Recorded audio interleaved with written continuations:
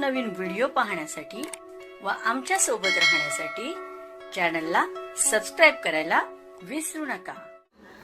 तर बघा काय बातमी आहे, सरकारी कर्मचारी आणि निवृत्तीवेतन धारकांसाठी 8व्या वेतन आयोगाचे काम सुरू आहे। विविध संघटनांनी आपल्या मागण्यांचे निवेदन आयोगाला सादर केले आहे। देशभरातील लाखो सरकारी कर्मचारी आणि शिक्षकांसाठी 8व्या वेतन आयोगाची प्रतीक्षा आता शेवटच्या टप्प्यात आहे। अशातच शिक्षक संघटनांनी सरकारकडे सादर केलेल्या प्रस्तावाने मोठी खळबळ उडाली आहे। एंट्री लेव्हल शिक्षकांचा मूळ पगार थेट 1,34,500 रुपये करण्याची मागणी करण्यात आली आहे। याबाबतच फिटमेंट फॅक्टर आणि भत्त्यामध्ये मोठ्या बदलाची शिफारस केली आहे। शिक्षक संघटनांनी लेव्हल 6 मधील कर्मचाऱ्यांचा मूळ पगार 1,34,000 रुपये तर लेव्हल 2 मधील चतुर्थ श्रेणी कर्मचाऱ्यांचा पगार 50,000 ते 60,000 रुपये करण्याची मागणी केली आहे।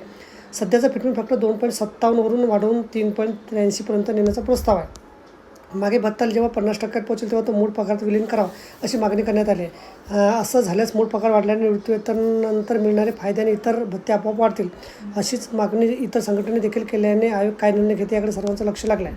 शिक्षक संघटनांनी शहरी आणि श्रेणीनुसार घरभर भत्त्यामध्ये 12, 24 आणि 36 पर्यंत वाढ सुचवली आहे। तसेच मुलांचा शिक्षण भत्ता 2,800 रुपयावरून वाढून थेट 7,000 रुपये करण्याची मागणी केली आहे। डिजिटल युगासाठी नवा भत्ता, सध्याच्या काळात ऑनलाईन कामे वाढल्याने दरमहा 2,000 रुपये डिजिटल अलाउन्स मिळावा अशी नवीन मागणी शिक्षकांनी केली आहे। तसेच प्रवासासाठी ट्रान्सपोर्ट अलाउन्स मूळ पगाराच्या 12 ते 15% असावा असे म्हटलं आहे।